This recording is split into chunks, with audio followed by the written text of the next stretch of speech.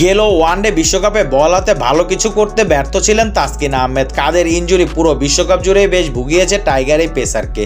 এরপর কিছুদিন বিশ্রামে ছিলেন তাসকিন। পরে অবশ্য বিসিবিকে জানিয়েছে সাদা পোশাকের ফরম্যাট থেকে বিশ্রামের কথা। সামনে আরেকটি বিশ্বকাপ অপেক্ষা করছে বাংলাদেশ দলের জন্য। তাসকিনের এই বিশ্রামের পরও অবশ্য মাঠ থেকে দূরে রাখতে পারেননি তাকে। আবাহনী জার্সিতে খেলছে ঢাকা প্রিমিয়ার লিগের ম্যাচ, যদিও একই সময় চলছে আইপিএলের বড় আসর, যেখানে একাধিকবার খেলার সুযোগ পেয়েও বোর্ডের আপত্তি থাকায় যেতে পারেননি তাসকিন।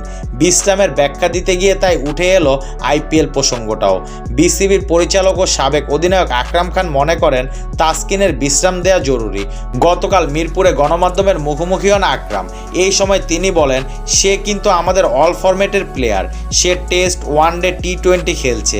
আইপিএল কিন্তু 40 থেকে 45 দিনের মধ্যে প্রচুর ম্যাচ খেলতে হয়, প্রচুর জার্নি করতে হয়। দেখা যায় রাত 12টা পর্যন্ত খেললো, পরের দিন সকাল 6টায় আবার প্লেন ধরতে হয়। এটা একটা পর্যায়ে গিয়ে ফ্যাটিক চলে আসে। তাসকিনের যেহেতু ইনজুরির সমস্যা আছে মুস্তাফিজের চেয়ে বেশি, সেটা আমাদের জন্য কনসার্ন। ডিপিএলে খেলছে ওয়ানডে ফরম্যাটে, ওখানে কিন্তু বিশ্রাম পাচ্ছে। আইপিএল আর ঢাকা লিগ যদি চিন্তা করেন, তাসকিনের জন্য যেহেতু 3 ফরম্যাটের প্লেয়ার, ওকে বিশ্রাম দেওয়া গুরুত্বপূর্ণ। এখানে ওয়ানডেতে 3 থেকে 4 দিনের বিশ্রাম পাচ্ছে, যেটা কিন্তু ভারতে পাবে না। ক্রিকেটারদের চোট নিয়ে আকরাম আরও বলেন, ইনজুরি প্রতি ক্ষেত্রেই খারাপ, কারণ আমাদের অপশন অন্য দেশের তুলনায় কম। অন্য দেশের যেমন অনেক প্লেয়ার থাকে, তা আমাদের নেই।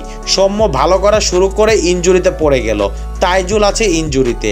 এটা নিয়ে গত 5-7 দিন ধরে আমরা কনসার্ন।